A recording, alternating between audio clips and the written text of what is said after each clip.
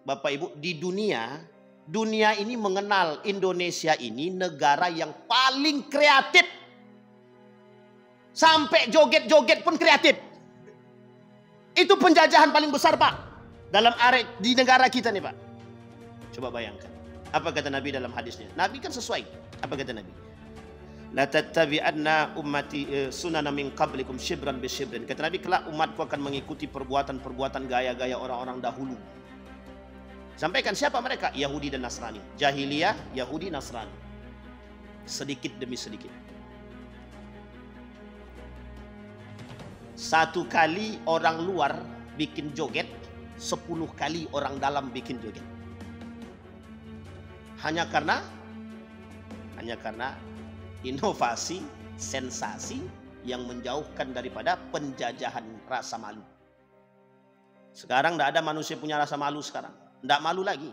Joget di depan umum di mana-mana itu tidak malu. Kalau dulu ya Allah, segannya bukan main. Malu. Apalagi kalau joget nggak pakai baju. Kalau sekarang enggak.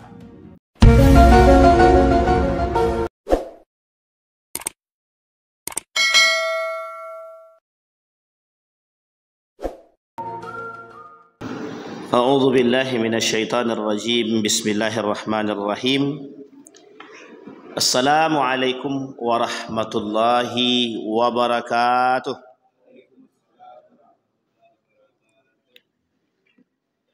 Alhamdulillahi rabbil alamin.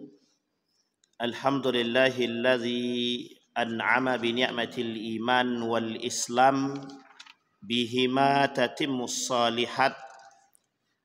Ashhadu an la ilaha illallah wahdahu la syarika lah wa ashhadu anna Muhammadan abduhu wa rasuluh la nabiyya ba'd.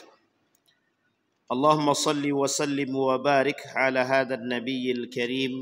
Allahumma salli ala Muhammad wa ala ali Muhammad wa ala ali Muhammad fil alamin innaka Hamidum Majid.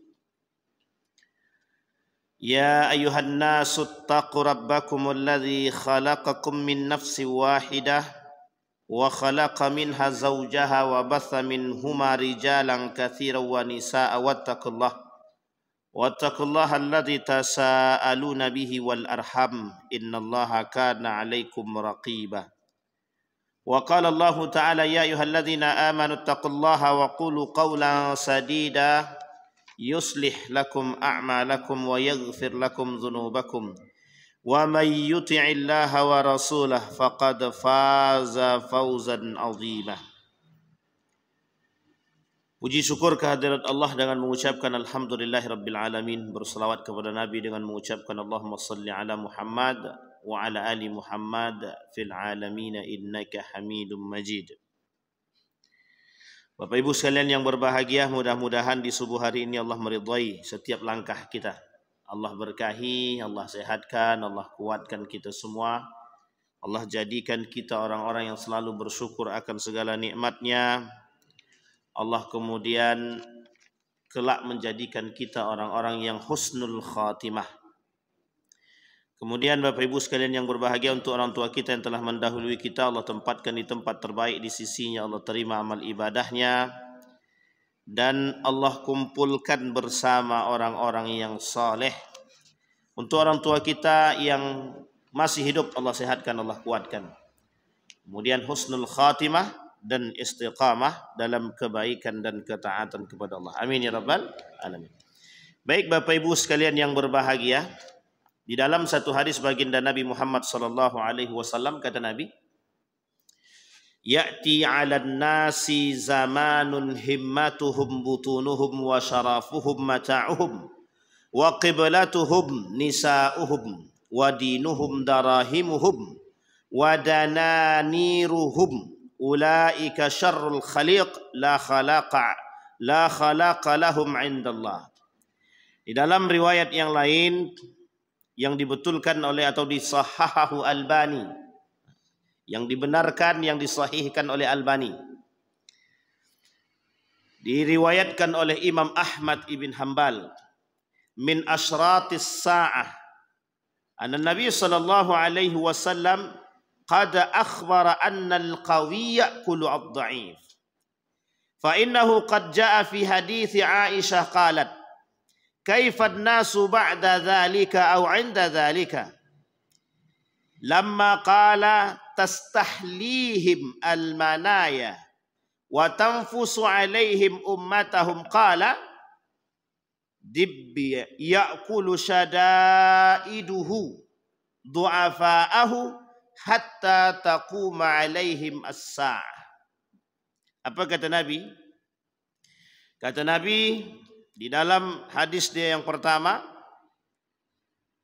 manusia itu kemuliaannya terletak kepada harta.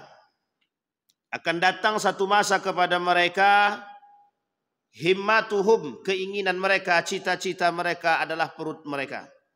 Dan kemuliaan mereka ada pada harta yang mereka miliki. Kemudian kiblat mereka adalah perempuan. Dan agama mereka adalah dirham dan dinar. Dinar dan dirham. Dinar artinya emas, dirham artinya perak. Ulaika syarrul khalaik atau syarrul khaliq. La khalaqa indahum. La khalaqa lahum indallah. Kata Nabi, itulah sebaik-baik atau seburuk-buruknya syarrul khaliq. Seburuk-buruknya ciptaan. Kemudian kata Nabi, la khalaqa lahum, mereka tidak punya akhlak. Dan bagi Allah mereka manusia-manusia yang jauh daripada Allah. Dan mereka enggan, Allah enggan melihat mereka. Pada hadis yang kedua, kata Nabi yang diriwayatkan oleh Imam Ahmad, bahwa Nabi mengatakan, qala akhbarana, dikabarkan kepada kita bahwa Nabi mengatakan orang yang kuat akan menindas yang lemah. Orang yang kuat akan menindas yang lemah. Kemudian disampaikan, dilanjutkan hadisnya, kata Aisyah, wa qalat Aisyah, fi hadits Aisyah qalat, di dalam hadisnya Aisyah berkata, kata Aisyah, ya'kulu syada'id, syada'id itu yang kuat, yang syadid, yang kuat. Du'afa'ahu, yang lemah-lemah tadi dimakan oleh yang kuat-kuat tadi. Kemudian kata kelanjutan hadisnya hatta taquma alaihim sa'ah, sampailah datang kepada mereka hari kiamat. Jadi Bapak Ibu sekalian yang berbahagia, kejahatan, kemungkaran itu sampai hari kiamat itu tetap ada. Hanya saja Nabi mengatakan kepada kita orang-orang beriman untuk menjaga kondisi agar kita bisa berada pada posisi yang baik atau pada posisi yang salah atau yang keluar daripada jalur. Setidaknya di dalam Al-Quran ada 3 ayat yang berbicara tentang persoalan kezaliman. Tapi kita kerucut ini. Yang disebut dengan kezaliman di sini yang ingin kita angkat di subuh hari ini adalah kolonialisme. Apa kata Al-Quran di dalam apa kata Allah di dalam Al-Quran tentang proses kolonialisme itu? Setidaknya ada 3 ayat. Yang pertama, wala ta'kulu amwalakum bainakum bil batil. Mengambil hak orang lain, baik dia muslim atau non muslim, tapi dengan cara yang batil. Ini apakah harta saja? Tidak, ini hanya kiasan. Meskipun di sini disebutkan harta, tapi kolonialisme yang dilakukan dalam proses pencabut atau pengambilan hak orang lain tadi itu dengan cara paksa. Dengan cara yang batil, dengan cara yang tidak disukai oleh Allah. Nanti kita lihat apa yang disebut dengan kolonialisme. Kemudian pada ayat yang kedua, alam tara kaifa fa'ala rabbuka bi ashabil fil. Kejadian perebutan negara, perebutan daerah atau penaklukan daerah yang dilakukan oleh Raja Habasyah terhadap Makkah Al-Mukarramah, lebih tepatnya Ka'bah. Tapi bagaimana cara Allah mengambil alih kepada orang-orang tersebut dengan mendatangkan bencana bagi mereka, api, batu-batu kecil yang kemudian ada apinya. Kemudian pada hadis yang ketiga, fama amana li Musa illa dzurriyyatan min qaumihi ala khaufin min Fir'aun wa malaihim an yaftinahum wa inna fir'auna la'ali fil ardi. Ini kalimatnya. Wa inna fir'auna la'alin fil ardi wa innahu laminal musrifin. Apa kata Allah? Sesungguhnya proses atau kejadian yang terjadi pada Nabi Musa, yang ketika itu Nabi Musa berada bersama Fir'aun, sedangkan Fir'aun berada pada posisi yang ali. Kezaliman yang dilakukan oleh Fir'aun, penindasan yang dilakukan oleh Fir'aun, itu adalah perebutan kekuasaan dari sistem yang dilakukan. Fir'aun tidak bisa merebut kalau tidak masuk sistem. Karena sistemnya dinasti, kekerajaan, maka sistem ini yang kemudian menjadi persoalan. Sehingga kolonialisme yang dilakukan pada masa Fir'aun itu adalah melalui sistem. Artinya apa? Yang di atas bisa menindas yang di bawah. Bahkan sekelas Nabi Musa dan Harun, nabi yang diutus dua sekaligus. Idhaba Fir'aun dan Musa wa Harun, idhaba ila Fir'aun innahu tagha. Kata Allah kepada Musa dan Harun, hei Musa, Harun, pergi berdakwah kalian kepada Fir'aun. Fir'aun itu sudah melampaui batas, tagha. Melampaui batasnya Fir'aun di mana? Di mana melampaui batas? Mengakui Tuhan. Penindasan yang dilakukan oleh Fir'aun berlebihan. Bahkan yang ditindas bukan lagi manusia tapi Tuhan. Maka dia mengaku diri dia Tuhan. Sampai Fir'aun bilang sama asistennya itu, bangunkan aku bangunan yang tinggi sampai ke langit. Aku pengen lihat sekuat apa Tuhannya Musa itu. Ternyata ketika ditenggelamkan di laut. Nah, ini yang kemudian prosesnya nanti kita lihat. Bapak Ibu sekalian yang berbahagia. Apa maksud daripada kolonialisme? Nah, ini yang ingin saya sampaikan kepada Bapak Ibu. Biar kita ini terbuka juga mata kita nih sekarang. Bapak Ibu, arti kolonialisme itu penjajahan. Apa artinya Bapak Ibu? Penjajahan. Sekarang saya tanya, pernah nggak kita dijajah? Negara Republik Indonesia ini dijajah oleh berapa negara? Berapa negara? 2, 3, 4. Lupa. Jadi sejarahnya kemana nih? Secara fisik kita dijajah oleh 2 negara. Jepang, Belanda. Hiroshima, Nagasaki. Ini sejarah ya, Bapak Ibu yang Bapak Ibu. Tapi Indonesia dijajah dalam alam fikir 4 negara. Jepang, Belanda, Korea, dan Cina. Ini tidak bisa dilepas, Pak. Sementara dari sisi yang lain, Indonesia juga dijajah oleh 2 negara juga. Dari sisi ekonomi. Termasuk ketika itu Cina, Amerika, dan Yahudi.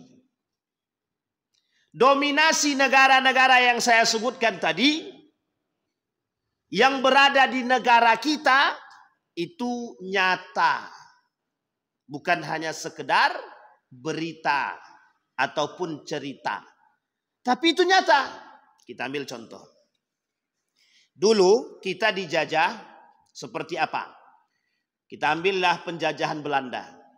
Belanda itu menjajah kita bukan mau ambil rempah-rempah. Tujuannya 3. Apa saja Bapak Ibu? Ada yang tahu? Gold, emas. Glory, harta dan rempah-rempah kita. Yang ketiga, gospel. Itu agama. Jangan dikira Belanda datang ke sini tidak punya motivasi agama. Kalau Jepang motifnya jelas. Jepang jelas.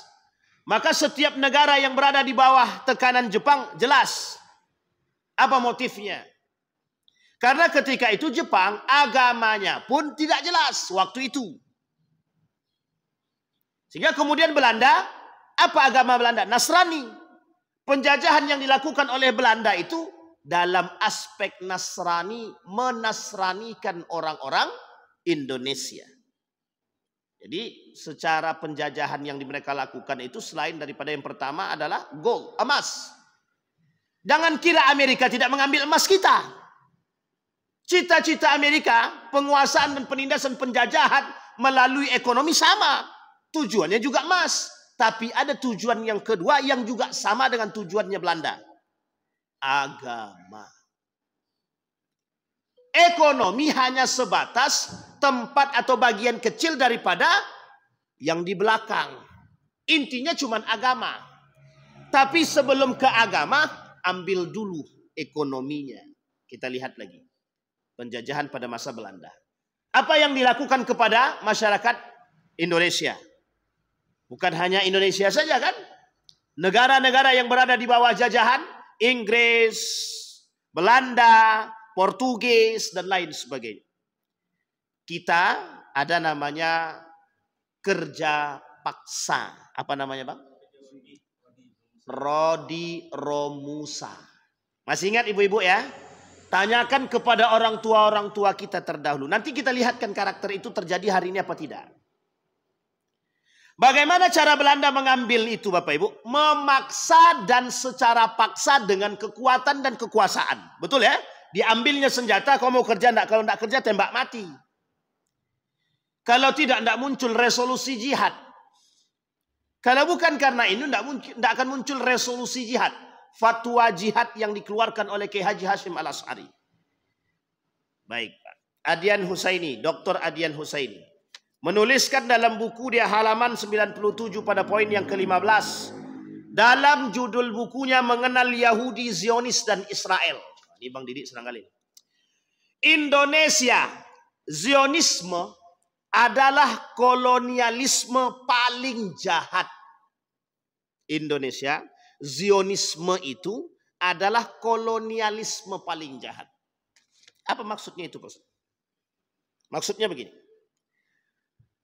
Jahatnya Belanda yang melakukan atau memaksa rakyat Indonesia melakukan kerja paksa itu tidak sejahat yang dilakukan oleh Zionis Amerika. Zionisnya Amerika ini, Zionisnya Yahudi ini, itu jauh lebih berbahaya, merusak kita dengan gaya alam fikir, begitu juga pemaksaan, perampasan. Kita lihat apa yang mereka lakukan. Penjajahan terhadap rakyat Palestina itu dirampas. Minta sedikit, dikasih, kemudian mereka buat selebar mungkin. Saya kasih tahu Bapak Ibu. Dalam perjanjian yang dikeluarkan oleh PBB 1947, tanah Israel itu hanya sedikit. Dan mereka mengambil mencaploknya lebih daripada batas yang sudah ditentukan. Itu keterlaluannya daripada Yahudi itu. Jadi kalau sekarang ada orang mencaplok laut, langit, tanah, itu lebih parah daripada Zionis. Lebih parah daripada Yahudi itu. Makanya Bapak Ibu. Nah, terjadi enggak itu di negara kita sekarang? Ternyata Bapak Ibu, penjajahan yang dilakukan oleh 3 negara yang saya sebutkan. Baik Cina maupun Amerika ataupun Yahudi. Bukan hanya sekedar ekonomi. Tapi lebih tepatnya budaya, ekonomi, pendidikan, agama.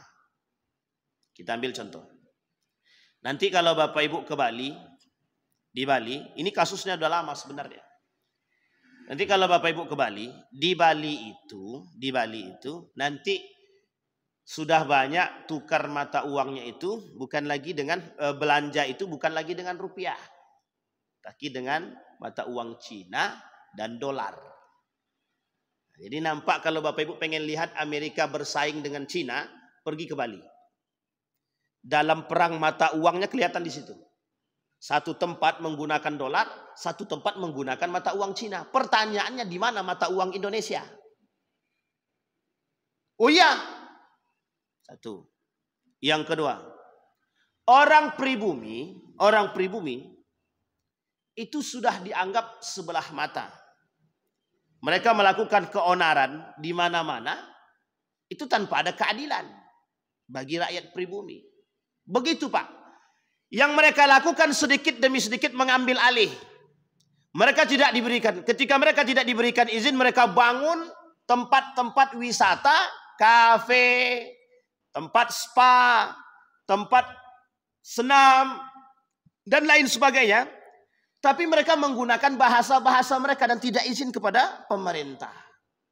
Uniknya mereka punya tempat. Coba kita lihat. Kita akan merujuk kepada salah satu daerah di Indonesia. Di Yogyakarta, itu tanah itu milik kerajaan. Jadi toko-toko, mal-mal yang besar di Yogyakarta, mereka tidak bisa beli tanah. Mereka hanya bisa menyewa tanah. Tapi apa yang mereka lakukan oleh kelompok-kelompok tertentu agar mereka punya tempat? Menikahlah mereka dengan asli pribumi. Dan ini terjadi. Yang dilakukan oleh sebagian kalangan. Menikah dengan orang pribumi, otomatis orang pribumi bisa membeli tanah. Inilah yang dilakukan oleh sebagian besar daripada konglomerat-konglomerat hari ini untuk mengambil alih negara kita ini. Kok bisa begitu, Ustaz? Memang begitu modelnya. Apa yang dilakukan oleh mereka sama. Snok Horgen menghancurkan Aceh. Nikah dulu dengan anak kerajaan Aceh. Salah satu abdi dalam, orang kerajaan darah biru, dinikahi oleh Snok Horgen. Snok Horgen ini orientalis. Setelah menikah diobrak-abriknya kerajaan Aceh. Samudra Pak Pasai. Hancur, Pak. Hancur lebur. Snok Horgen. Yang hari ini dipuja dan dipuji. Nah, sekarang saya mau lihat. Mau kasih tahu sama Bapak Ibu. Ada buku namanya, ada kitab namanya Darmo Gandul. Pernah dengar Bapak Ibu kitab Darmo Gandul? Oh, enggak pernah ya. Nah, ini kitabnya. Dalam kitab Darmo Gandul ini Bapak Ibu. Itu kitab ini, kitab nyeleneh. Sesat. Tapi kitab ini dijadikan rujukan oleh orang-orang berakal ketika itu dengan tujuan untuk mengalihkan pandangan mereka daripada agama yang benar. Tujuannya apa? Penjajahan agama. Sehingga salah satu di antaranya Snok Horgen inilah orang yang menyebarkan agama melalui kitab Darmo Gandul. Jadi biar Bapak Ibu tahu kenapa agama ateis, kenapa ada orang percaya kepada pohon dan lain sebagainya.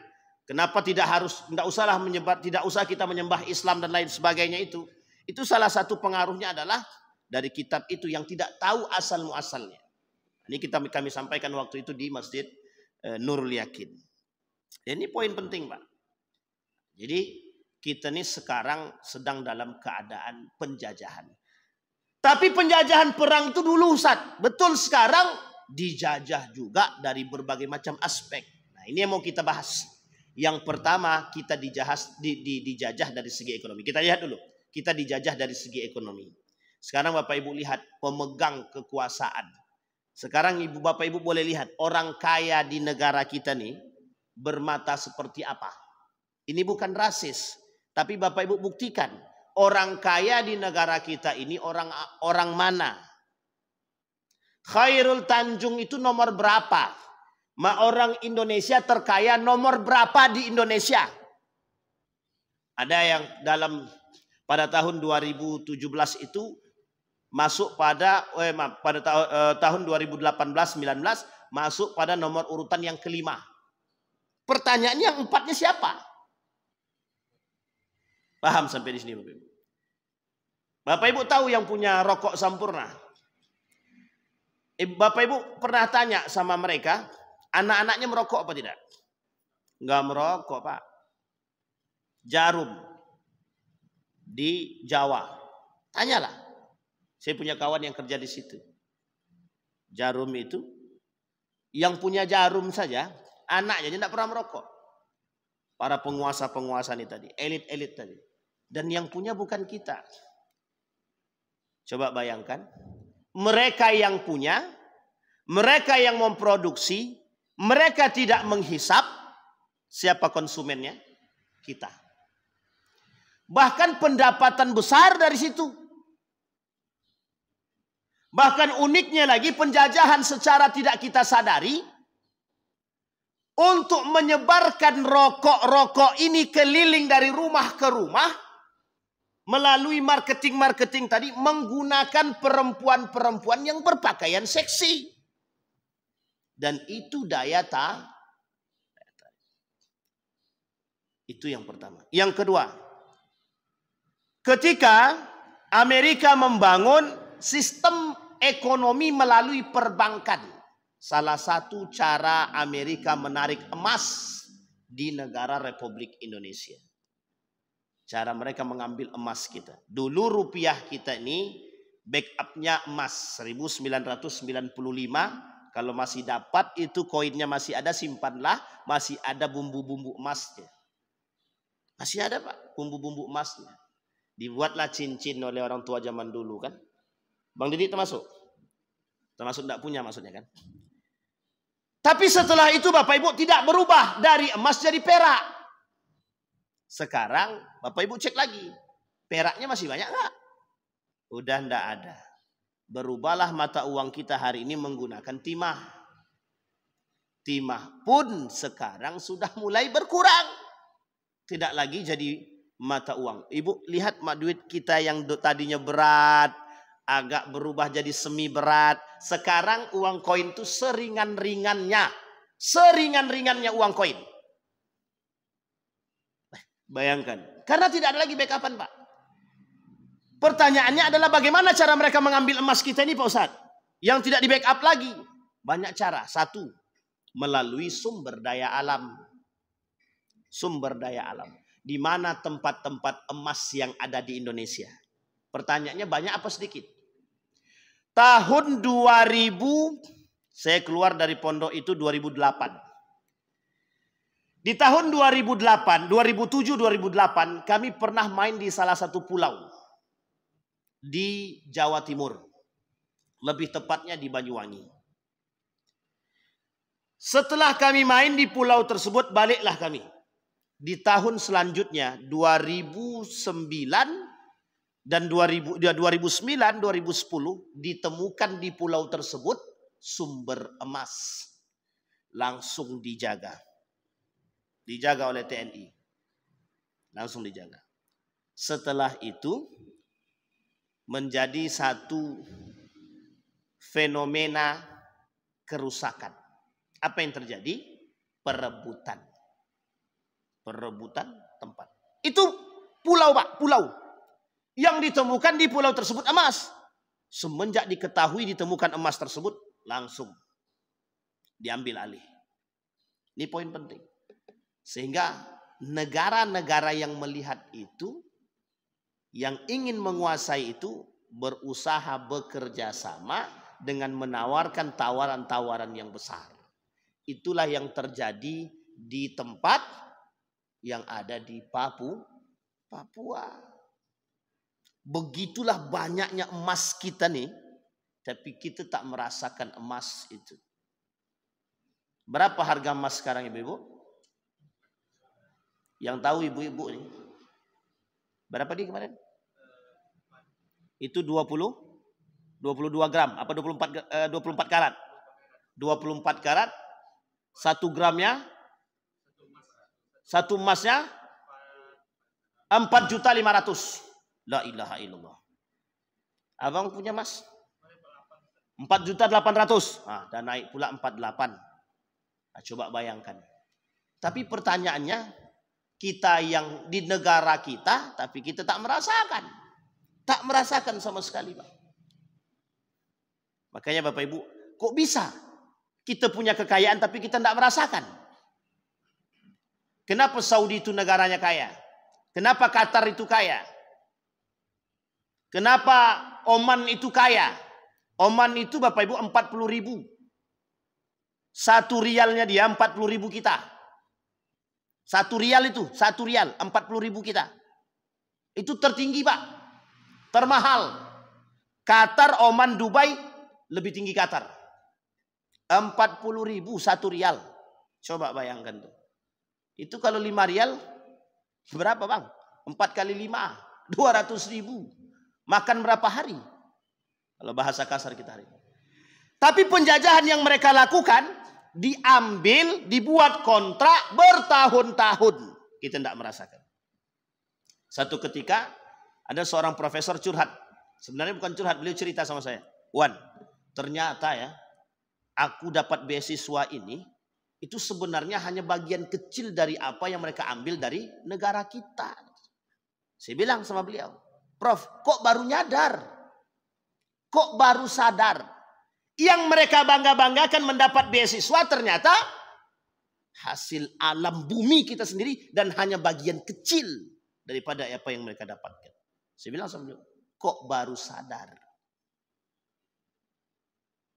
Bangga lisan ini dengan diberikan beasiswa tapi tak mampu berkoar tentang pribumi.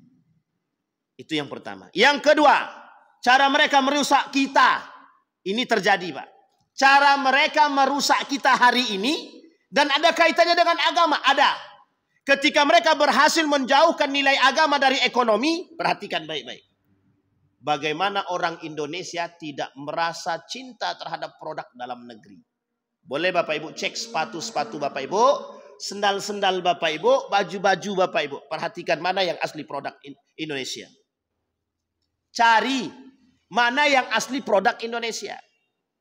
Baju yang kita pakai mana yang asli produk Indonesia. Dari sekian banyak barang yang kita miliki, mana yang asli produk Indonesia. Selain daripada tusuk gigi. Tidak lagi dah. Bukan tusuk gigi yang Cina. Tusuk gigi dari lidi. Habis makan sate kan ada lidi itu. Tusuk gigi itulah yang paling asli untuk milik produk Indonesia. Bisa dipastikan Pak? Iya. Salah satu Pak. Ini saya sampaikan Bapak Ibu. Politik ekonomi Islam. Kami dulu pernah mengkaji ini. Dan saya termasuk orang yang dalam kuliah waktu di Yogyakarta memberikan kuliah terhadap politik ekonomi Islam. Ketika itu saya sampaikan di mahasiswa S2 pasca sarjana UGM, Universitas Gadjah Mada, kita berdiskusi tentang politik ekonomi Islam. Bayangkan, politik yang mereka lakukan menjauhkan kita daripada ekonomi adalah menjauhkan rasa cinta orang pribumi terhadap produk dalam negeri. Itu program Pak yang mereka lakukan. Dan program ini berhasil mereka lakukan di dalam agama, penjauhan nilai agama. Ketidakpercayaan umat muslim terhadap nilai-nilai agama, itu bagian daripada hal itu. Coba bayangkan, berapa tidak percayanya orang-orang dalam negeri terhadap produk. Melalui lisan siapa? Para artis. Melalui siapa? Public figure. Sama Pak, ketika Islam ini berada di tangan umat muslim. Islam, umat muslimnya banyak, tapi dijauhkan dari umat muslim itu sendiri. Yang dijauhkan apa? Nilai-nilai. Pertanyaannya yang menjauhkan siapa? Orang-orang yang berada di atas, public figure. Sebagian besar menyeleweng daripada nilai-nilai agama. Coba Bapak Ibu bayangkan. Tas ini branded. Pertanyaannya, kalimat branded ini dari mana asalnya? Ini nanti kita masukkan Pak, kita masukkan lagi. Ini perang bahasa, perang budaya. Bahasa dan budaya tidak bisa dipisahkan Pak. Pertanyaannya, branded ini siapa yang kasih kalimat? Ini sepatunya sepatu branded ini. Arti branded itu apa? Apa artinya Bang? Branded ini, brand, tahu Bapak Ibu brand? Brand itu adalah jadi merek yang bernilai. Mereknya yang masyhur, yang terkenal. Pertanyaannya, yang buat kalimat ini siapa? Yang buat ini siapa? Yang buat mereka. Karena kita belinya di luar negeri, kemudian kita katakan ini banyak dipakai orang. Makanya celana lepis kenapa banyak dipakai orang? Karena ada orang yang pakai dan mempopulerkan Pak. Dipopulerkanlah pakai celana lepis robek. Misal nih yang pakai tolong misalkan Bang Didik lah sebagai artis. Bang, tolong bang, pakaikan celana saya nih, modelnya. Dipakailah sama Bang Didi. Padahal itu celana robek-robek, baju robek-robek, nampak semuanya. Karena yang pakai tadi abang tadi ini, dan artis, dan public figure, dan artis internasional, menjadi merek yang tidak berharga tadi, langsung naik label. Jadi branding. Tahu sampai di sini maksudnya? Berbondong-bondonglah orang yang tadi harganya cuma 50.000 menjadi 100 juta. Sampai di sini paham Bapak Ibu? Ini program ekonomi yang membodohkan. Model sistem marketingnya silahkan, tapi pembodohannya Pak. Kita dibuat tidak percaya dengan keadaan seperti ini. Sama. Islam ini diperjualbelikan oleh mereka yang membuat kita tidak percaya terhadap nilai-nilai keislaman. Yang berbicara mereka orang yang mengerti. Ini penjajahan, Pak. Coba bayangkan, di negara Republik Indonesia, orang berbicara dengan bahasa Inggris. Bapak Ibu boleh lihat toko-toko itu. Toko-toko yang ada di depan sono-sono tuh, lebih bangga bahasa Inggris atau bahasa Indonesia? Thames Collection, itu sebut bang. Tonton dipotong ya. Ini collection. Brandnya apa lagi contohnya yang pakai bahasa Inggris itu? Semua rata-rata pakai bahasa Inggris. Bapak Ibu datang ke Turki. Presidennya saja berbicara di hadapan sekian banyak orang pakai bahasa Turki. Nasionalismenya terjaga. Kita butuh itu. Jangan kita koar-koar nasionalisme NKRI harga mati, tapi kita beli produknya dari luar negeri. Itu tidak ada kebanggaan sama sekali, Pak. Tidak ada bangga sama sekali. Di tahun 2018 kami beli sepatu, Pak. Sepatunya lebih agak mahal sedikit. Tapi kami belinya di mana? Di Yogyakarta. Langsung ke pembuat sepatu, kulitnya langsung. Di Yogyakarta. Saya lupa pula nama tempatnya. Di daerah Kasongan. Itu asli Pak pribumi. Dalam rangka menjaga produk pribumi. Kenapa kita dalam bahasa orang ekonom? Ekonomi Indonesia ini kalah saing. Produk-produk dalam negeri kalah saing. Bukan masalah kalah saing. Tinggal Pak Prabowo kalau mau buat program, buat kebijakan, semua rakyat Indonesia beli produk dalam negeri. Selesai. Masalah barang itu mencukupi atau tidak mencukupi ntar dulu. Yang penting barang orang pribumi habis dulu. Masalah setelah habis kemudian kita butuh produk yang lain tapi barang tidak ada, ya boleh silahkan. Tapi prioritas kita dalam negeri. Ini enggak beras, pisang, tusuk gigi. Masa tusuk gigi? Bambu dari kita dibawa ke Cina, balik ke sini jadi bungkus kecil.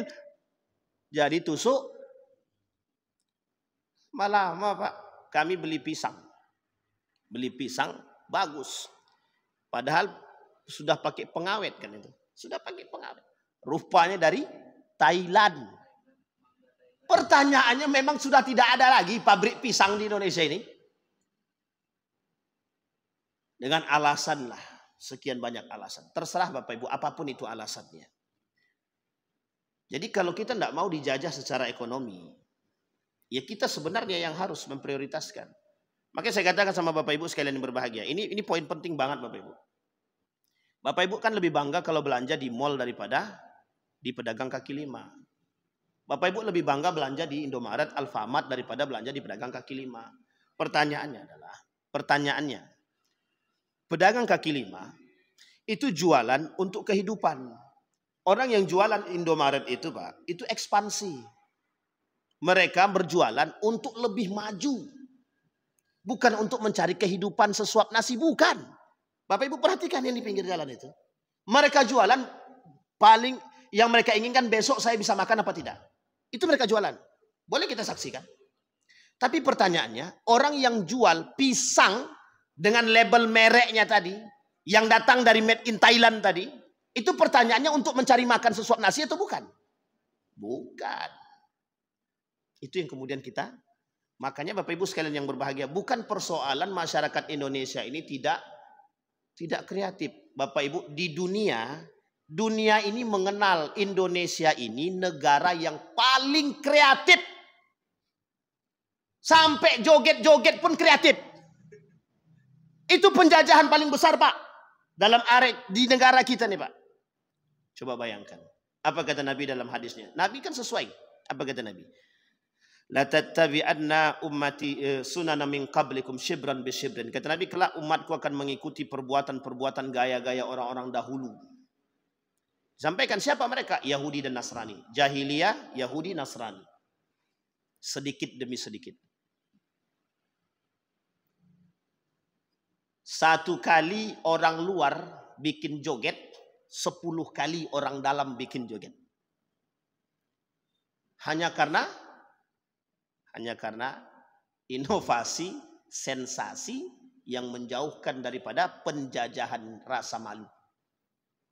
Sekarang tidak ada manusia punya rasa malu sekarang. Tidak malu lagi. Joget di depan umum di mana-mana itu tidak malu. Kalau dulu ya Allah, segannya bukan main. Malu. Apalagi kalau joget nggak pakai baju. Kalau sekarang tidak. Ekonomi sudah.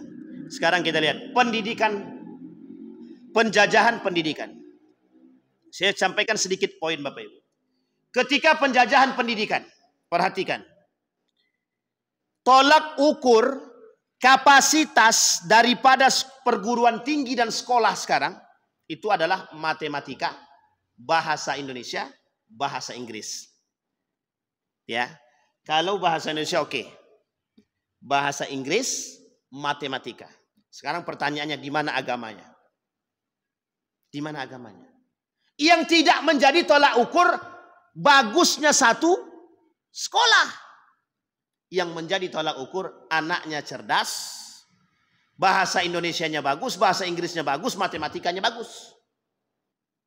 Indonesia Pak, kalau dalam olimpiade matematika, olimpiade fisika kimia, diakui oleh dunia anak Indonesia terhebat. Diakui. Karena banyak anak Indonesia yang berhasil menang dalam olimpiade matematika, fisika, dan kimia. Pertanyaannya, Bapak Ibu mesti lihat kan, orang Indonesia termasuk paling hebat dalam urusan ngaji. Paling hebat, ditakuti. Dunia mengakui Indonesia termasuk negara yang paling hebat dalam urusan mengaji. Terutama dalam mengaji dengan irama mujawwadah. Atau bahasa lainnya mujawwad. Qari. Selalu Pak juara. Tapi kan tidak sefamiliar orang-orang yang mohon maaf. Yang unggul di bidang sosial. Kenapa begitu? Karena tolak ukur pendidikan kita dari dulu dirubah Pak. Dirubah. Yang dulu tolak ukur pendidikan itu merujuk kepada nilai-nilai keislaman. Dihapuslah nilai-nilai keislaman tadi yang menjadi tolak ukur kapasitas IQ. Lu pinter bahasa Inggris, lu pinter matematika, lu pinter kimia, selesai. Masalah lu pintar agama, ndak pintar agama, ndak usah, ndak urusan. Maka tertanamlah dalam benak orang tua kita zaman dahulu hasil dari penjajahan yang mereka lakukan daripada masa penjajahan Belanda, yang kemudian penjajahan Amerika dan lain sebagainya, tercuci. Apa kata orang tua kita? Sekolah itu untuk cari kerja. Akhirnya apa yang tertanam dalam benak orang tua kita? Kalau setelah setelah sekolah anak ini tidak dapat kerja, satu penyesalan yang besar dalam diri orang tua. Pertanyaannya, kalau anaknya tidak sholat, ada nggak penyesalannya? Baru-baru inilah orang tua menyadari, oh kenapa dulu anakku tidak sekolah di bidang agama. Ini penjajahan Pak, ini penjajahannya. Ini penjajahan utama yang mereka inginkan di balik penjajahan ekonomi, penjajahan pendidikan, penjajahan politik, budaya, dan adat. Inilah inti utamanya Pak, agama. Ini kasus di Bali. Seorang perempuan membuat video. Apa kata perempuan tersebut? Mereka berkelahi di tengah jalan, orang asing datang, kemudian ekonomi merosot. Di Bali itu mereka yang punya pendapatan, hasil pendapatan mereka berikan kepada negara mereka.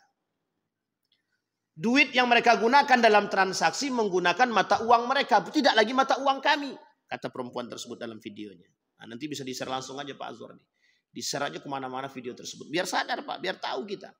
Kejadian itu akan terjadi di negara kita. Bisa akan terjadi di daerah kita. Bisa akan terjadi di Riau. Bisa akan terjadi di Sumbar. Atau di mana-mana. Pasti akan bisa terjadi. Kalau kita tidak punya perhatian.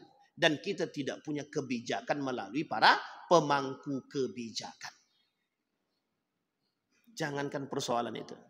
Yang membuat agama hari ini goyang. Yang bisa membuat agama itu goyang adalah ekonomi. Makanya kenapa mohon maaf persoalan ekonomi ini Pak. Itu persoalan utama yang dilakukan oleh Yahudi untuk menghasut manusia jauh daripada agama. Bayangkan Pak. Bayangkan apa kata Yahudi? Kami punya dana, kami punya duit. Untuk menghancurkan kalian itu mudah dengan duit. Padahal dia takut. Yahudi itu takut dengan kita Pak. Takut.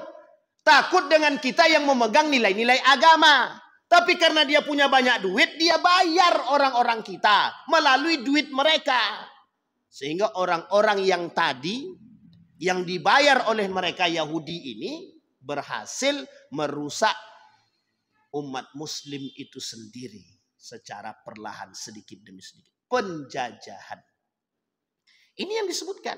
Maka kata Dr. Adyan Husaini, Zionisme itu adalah kolonialisme paling jahat. Allah sebutkan di dalam Al-Quran yang tadi kita bacakan. Apa kata Allah? Kejadian Nabi Musa. Kejadian Nabi Harun terhadap Fir'aun. Apa yang dilakukan oleh Fir'aun? Penindasan. Aku ini Tuhan. Didatangkan dua orang kepada Nabi Musa. Perhatikan. Yang satu kalau kau mau hidup, dibiarkan hidup. Yang satu dimatikan, dibunuh. Pertanyaannya yang dibunuh tadi disuruh hidup kembali tidak bisa lagi. Artinya dia hanya bisa memberikan pilihan. Pertanyaannya adalah bagaimana pandangan masyarakat ketika itu terhadap Fir'aun? Dipaksa oleh Fir'aun untuk menganggap diri dia Tuhan. Dipaksa. Sama seperti apa yang dikatakan oleh Nabi dalam hadisnya tadi. Kelak agama mereka itu dinuhum darahimuhum wadananiruhum, yang akan menjadi agama bagi mereka, bagi manusia kelak di akhir zaman itu, kata Nabi, adalah dirham dan dinar. Tolak ukurnya ekonomi, tolak ukurnya uang, tolak ukurnya nuqud, fulus, dan tolak ukurnya adalah harta. Kekuasaan yang dimiliki oleh Fir'aun, harta yang dimiliki oleh Qarun, menjadi landasan Pak. Sebagai satu bentuk kekuasaan yang dia miliki. Apa kata Fir'aun?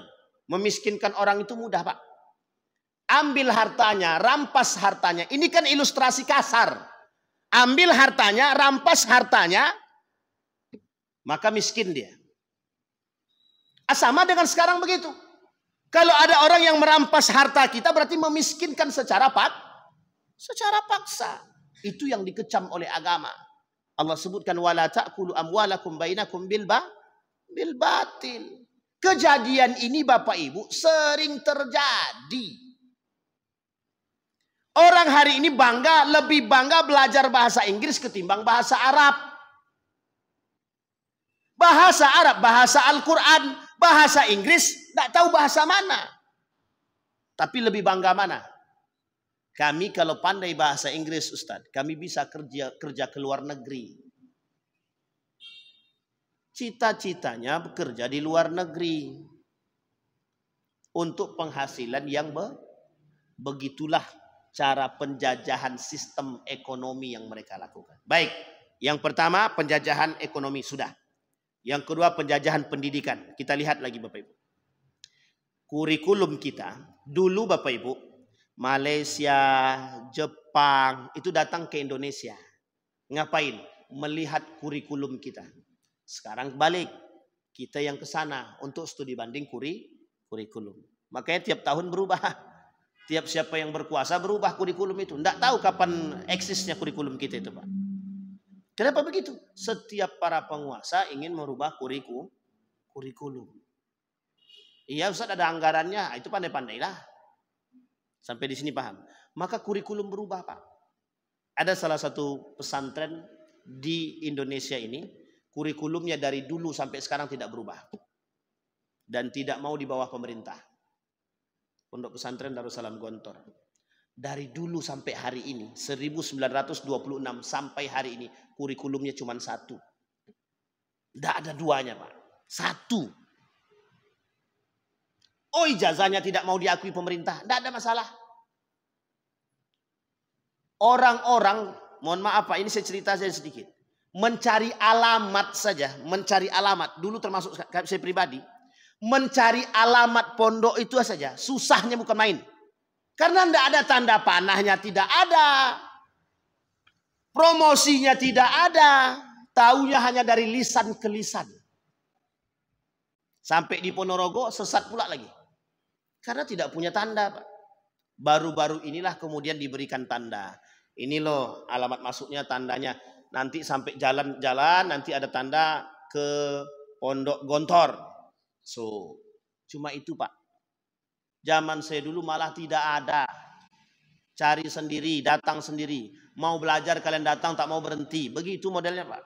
Yang butuh itu santri, bukan pondok. Kalau sekarang pondok butuh santri. Kalau dulu santri butuh pondok. Bapak Ibu boleh lihat sejarah-sejarah pondok-pondok. Baik Tebu Ireng, mana lagi Sidogiri dan lain sebagainya. Boleh Bapak Ibu cek bagaimana latar belakang pondok itu. Dulu santri yang butuh pondok, bukan pondok yang butuh santri. Kalau sekarang pondok butuh santri, sekolah yang butuh santri sekarang. Ini model perubahan. Satu ketika pimpinan Pondok Gontor itu, pendirinya itu, dengan Mukti Ali, kalau saya tak salah itu Mukti Ali, Menteri Agama. Apa kata beliau? Pilih yang mana?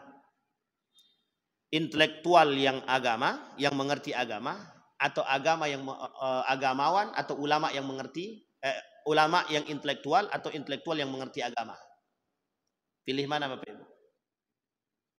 Intelektual yang mengerti agama, atau ulama yang intelek? Di pondok kami pilihannya ulama yang intelek, bukan intelek yang mengerti agama.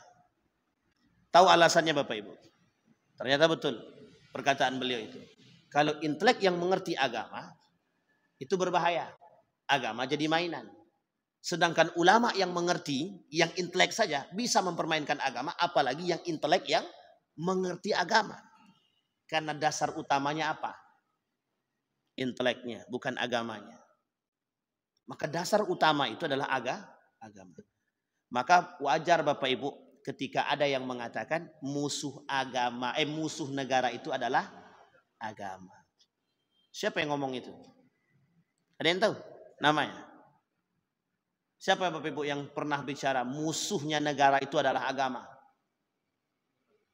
Siapa? Ketua BPIP. Bayangkan tuh, musuh negara adalah, tahu Bapak Ibu alasannya apa? Karena orang beragama mesti menjaga nilai dan norma. Itulah yang menjadi poin penting. Penjajahan terhadap pendidikan hari ini berhasil mereka. Apa hasilnya? Menjauhkan anak-anak kita hari ini dari nilai-nilai agama dan akhlak-akhlak yang mulia. Akhirnya apa yang kita rasakan? Banyak sekali penjajahan akhlak. Banyak yang tidak berakhlak hari ini. Mulai dari atasan sampai bawahan. Tidak punya akhlak. Orang-orang tidak punya akhlak lagi. Tahu ini haknya orang lain masih diembat. Tahu ini di negara orang asing datang ke negara kita, orang asing datang ke negara kita, punya kita diambil, kemudian kita ditindas. Maka salah satu ilustrasi yang diberikan oleh perempuan tersebut dalam videonya itu, negara Dubai. Orangnya banyak, orang asingnya pendatangnya mayoritas, tapi berpegang teguh pada nilai dan mentaati aturan. Karena yang tidak mentaati aturan dihabisi. Yang tidak mentaati aturan disuruh pergi. Nah, kita butuh kebijakan-kebijakan keras seperti ini terhadap orang-orang yang pendatang, orang-orang asing yang datang ke negara kita, tapi harus menjaga nilai-nilai nilai-nilai agama dan nilai-nilai budaya. Sekarang Bapak Ibu boleh lihat tuh budaya hilang sedikit demi sedikit. Budaya itu hilang. Di kota Bapak Ibu tidak akan lihat lagi budaya-budaya, nilai-nilai adat istiadat itu tidak ada lagi. Tapi kalau Bapak Ibu masih balik ke desa, masih terasa dia. Masih terasa, apalagi dalam urusan pernikahan. Oh, terasa betul. 1 hari, 2 hari, 3 hari. Kalau di sini dari pagi sampai siang selesai. Yang penting akad nikah selesai. Sudah selesai Pak, begitu. Tidak terasa Pak. Padahal adat-adat, nilai-nilai budaya itu penting. Makanya bahasanya melestarikan budaya. Termasuk Pak, mohon maaf, warisan yang ditinggalkan oleh Nabi kepada kita. Warisan yang ditinggalkan oleh Nabi kepada kita. Jangan sampai kita hilangkan. Cuman 2 Pak ya. Warisan yang ditinggalkan oleh Nabi kepada kita. 1 Al-Quran, 1 lagi hadis. 2 ini digodok menjadi 1 yang disebut dengan ilmu. Wa innal anbiya la yarithu dinaran wala dirham walakin yarithul ilma. Para nabi itu tidak mewariskan kepada para ulama itu dinar dan dirham, tapi yang mereka wariskan adalah ilmu. Walakin yarithul ilma. Sampai di sini ada pertanyaan Bapak Ibu terkait kolonialisme penjajahan. Berarti kita sekarang sedang dijajah Pak Ustaz, betul. Dulu saya pernah tuliskan begini di tahun 2020 ke bawah, kembalinya negara boneka. Kenapa begitu? Oh, dulu kita digitukan. Dulu ada bahasa negara boneka, betul ya? Sekarang bedanya apa? Maka bahasanya adalah kembalinya negara boneka. Maksudnya apa kembalinya negara boneka ini? Nah, ini menjadi persoalan kita bersama. Artinya Bapak Ibu sekalian yang berbahagia. Kenapa Turki bisa merebut negara mereka melalui Erdogan, kemudian sebelumnya mereka punya satu politik yang mereka pegang, namanya politik identitas. Baik secara ras maupun baik secara identitas kenegaraan, baik itu secara identitas agama. Identitas agama, politik identitas agama dan politik identitas terhadap kewarganegaraan menjadi persoalan. Makanya kenapa sampai hari ini sikap nasionalisme yang dimiliki oleh Turki masih kuat. Kita boleh mencontoh kepada mereka dari sifat nasionalisme yang seperti itu. Menjaga bahasa, menjaga budaya, menjaga agama. Yang menjadi persoalan, jika semua ini tidak ada dari kita lagi, itu yang menjadi masalah kita hari ini Pak.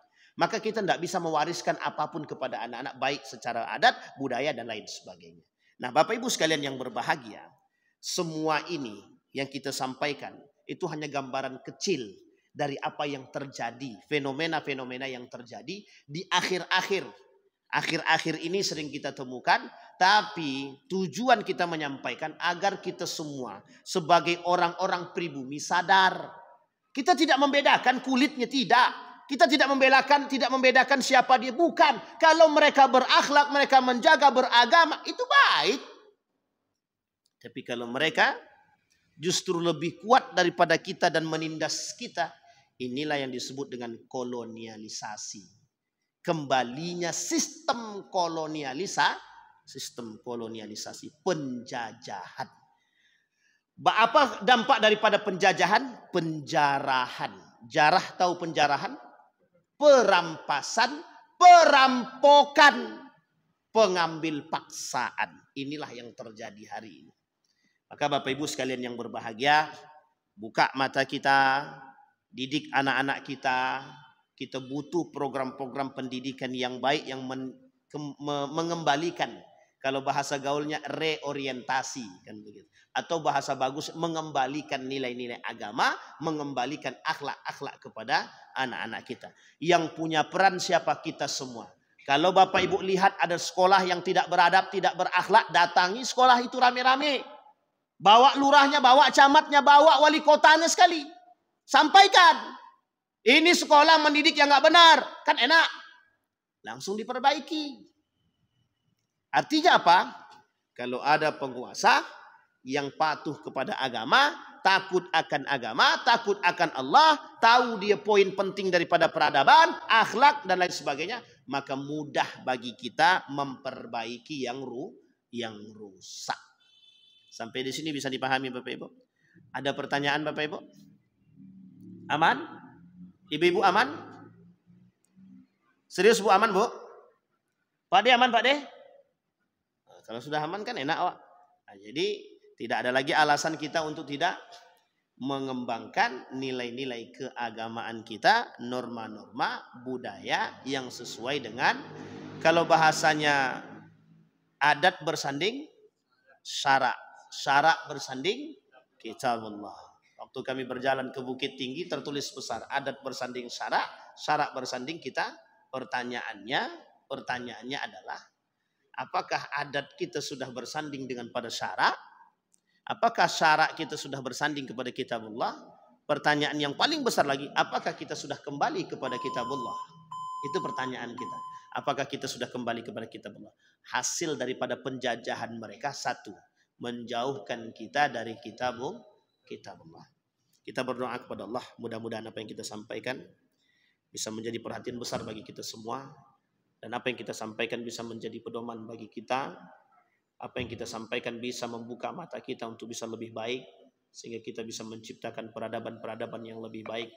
Insya Allah kita semua bisa menjadi orang-orang yang husnul khatimah, yang punya perhatian terhadap pengembalian akhlak terhadap generasi-generasi selanjutnya. Allahumma ighfir lana dhunubana wa dhunuba walidina warhamhuma kama rabbayana shighara. Allahumma faqihna fid din wa 'allimna at-ta'wil. Allahumma faqihna fid din wa 'allimna at-ta'wil.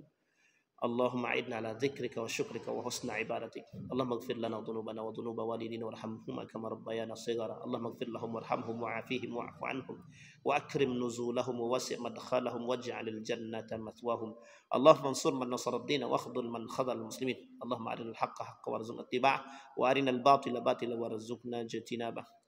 Allahumma ij'al syabana mutakhalliqan bi adabis salih ya rabbal alamin. اللهم انفعنا بما علمتنا ورزقنا علوما تنفعنا في الدين والدنيا والآخرة. اللهم اجعلنا من آخر آيات الله يا رب العالمين. اللهم اجعلنا من الصالحين من آخر كلامنا لا إله إلا الله لا إله إلا الله محمد رسول الله. اللهم اجعلنا من الصالحين. ربنا هب لنا من أزواجنا وذرياتنا قرة أعين واجعلنا للمتقين إماما. اللهم إنا نسألك إيمانا كاملا ويقينا صادقا وعملا صالحا مقبولا وتجارة لن تبور. ربنا آتنا في الدنيا حسنة وفي الآخرة حسنة وقنا عذاب النار والحمد لله رب العالمين. السلام عليكم ورحمة الله وبركاته.